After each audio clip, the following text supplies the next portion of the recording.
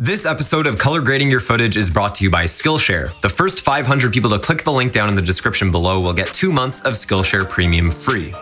Hello and welcome to the very first episode of Color Grading Your Videos. I am your host, Daniel Schiffer, and I'm super excited to be bringing you this new series where you guys send me your footage and I color grade it right here on the channel. Now, a couple of things before we dive in, I do want to quickly explain how this series is going to work. Every week, I will be featuring footage from 3 of you guys in hopes that we can all get better and more comfortable with color grading. Now, the purpose of these videos isn't to follow along step by step and copy the color grades that I'm doing, but rather the goal is to get a better understanding of the workflow and the thought process behind color grading so that no matter what type of footage is thrown at you, you're prepared to tackle it so that you know where to start and also how to get the end result that you're looking for. So our very first submission comes from Pixel Sammy, who's given us 2 clips here of either himself or his friend holding a camera on a bright sunny day. Now, when you're color grading pretty much any video, the very first thing you want to do is fix your footage by performing what's called a color correction. Now, within a color correction, there's a whole bunch of things that you can fix or tweak, but today we're focusing on exposure,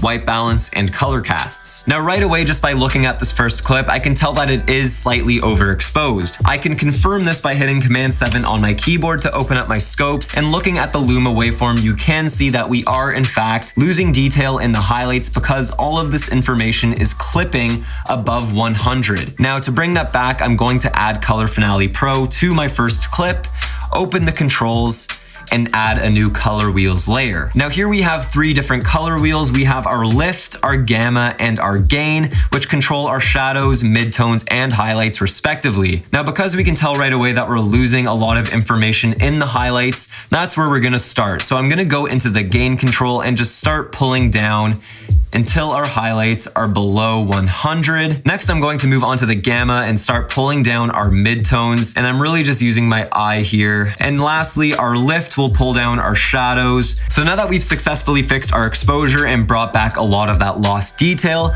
we can start fixing our white balance. I'm going to create a new color wheels layer, and I'm going to work in the gain color wheel. Now, looking at this footage, we definitely do have a little bit of a green color cast, and I know this because our skin tones are looking a little bit green.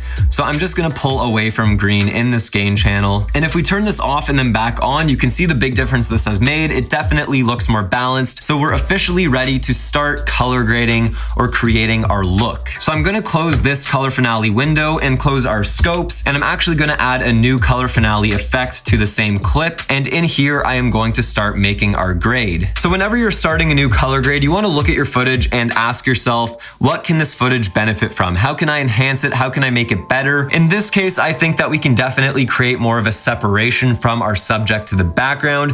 As you can see, our subject is wearing green stripes on his shirt, but the background also has a lot of green in both the grass and the trees. So to do this, I'm going to start in our vectors layer, and I'm going to go into the green channel. I'm going to start pulling down on our hue to bring the stripes on the shirt into more of a bluish aqua color. I'm also going to boost the saturation and pull down the luminosity, and I think that looks pretty good. So now I'm gonna go into the yellow channel, and I'm gonna start pushing that hue in the opposite direction as we did for the green, making our yellow grass a bit more orange. Just making a couple of other tweaks while we're at it, and I think that looks decent. But now I'm gonna go into the red channel and just fix up the skin tones. So overall, I'm pretty content with how this looks. You could leave it just as is, but I do wanna add a little bit of a faded film look with a bit more contrast. So to do this, I'm gonna create a curves layer, make an S curve to add a bit of punchiness, and then I'm just gonna roll off my shadows down low here. But now I'm noticing that the footage does look a little bit oversaturated. So to fix this, I'm just going to make a color wheels layer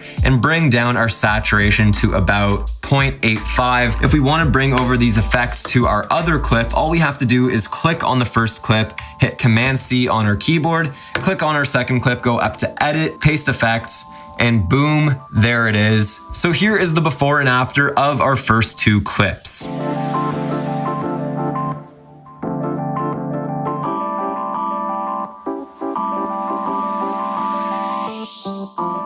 So our second submission here comes from Elizabeth, who's given us this clip of her standing in front of a ride at some sort of fair or carnival, and there is a lot of color to work with in this clip, so I'm super excited to start grading it. Now, one thing worth noting is that if we start this clip from the very beginning, you'll see that the subject is completely stationary and the camera movement is also completely stationary.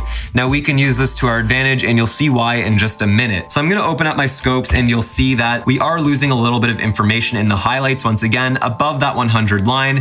So I'm just going to go into my color wheels like we did before and bring down our gain to lower the exposure in the highlights, and then do the same in the midtones. Already that's looking a lot better. So I'm going to close this and bring in a new Color Finale Pro effect to start our grade. So when I think about carnivals or fairs, I picture cotton candy colors. So I think of blues and pinks. So I want to bring those colors into this shot. And to do so, we're going to work in our vectors like we did before. And right away, the color that is the most noticeable in this clip is the greens. So I'm going to go into the green channel of our vectors and just turn down the hue until we're getting a nice sort of aqua teal color. I'll lower the luminosity just a bit and boost our saturation. And then I'm going to go into our red channel and make these look a little bit more pink. We'll do the same in our magenta channel, and we'll just keep playing around with these colors until we're happy with the results we're getting. So the next adjustment we're going to make is going to be in the curves, and I'm mainly going to be focusing on her face and bringing enough contrast into her skin so that it looks not as flat. I'm not going to worry too much about the background. So I'm going to bring down the shadows and the curves just a bit, maybe bring up the midtones, and then maybe just slightly roll off these highlights. So I'm going to close this, and the next thing I want to do is really bring down the exposure of the background, but without affecting our subject. And to do this, I actually have another plugin called Color Finale with Shape Mask, and this comes from a company called SliceX, and it basically works the same as our regular Color Finale, but this time we have masks to work with so that we can isolate things in our shot. So I'm going to zoom out a little bit here and make a custom selection around our subject, and that looks pretty good. Now going into our mask options here, I'm going to check off invert mask, and I'm going to turn up the blur strength all the way.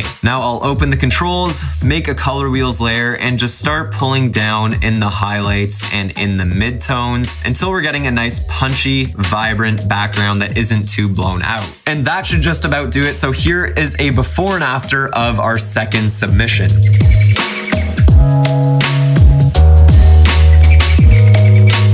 So our third submission here comes from James Wills, and we've got two awesome clips of a girl walking through what looks like a desert slash field sort of thing. And with her outfit and this setting, I am getting a lot of vintage vibes. So I really want to push that sort of feel in our color grade. So what I'm going to do, as always, is add Color Finale Pro to our clip, and I'm going to start fixing the exposure. So already our exposure is looking a lot better, and to save us time, I'm going to do our color grade in the same Color Finale window. So to do so, I'm going to open up a new curves layer and start making an S curve to add some contrast to the clip. And I'm going to roll off these shadows just a bit, as I always do, to get a sort of faded film look. And then I'm going to go into our red curve and start introducing red tones into our lower midtones and shadows, really dialing in that sort of warm vintage feel. And that's looking pretty good, but I'm finding that our overall clip is looking a little oversaturated. So I'm actually going to go down to our color wheels layer that we made our exposure correction in,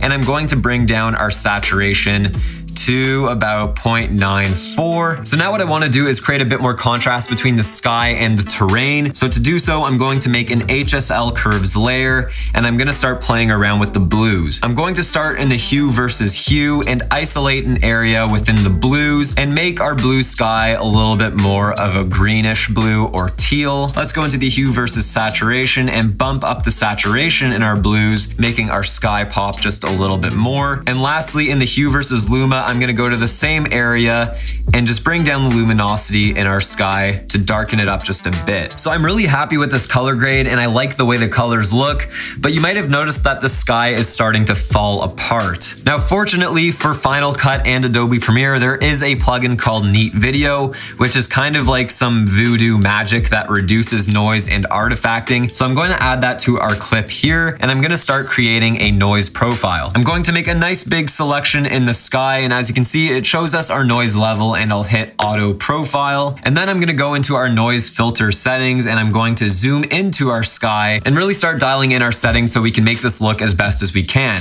So I'm gonna hit apply, and here is the before and after of our third submission.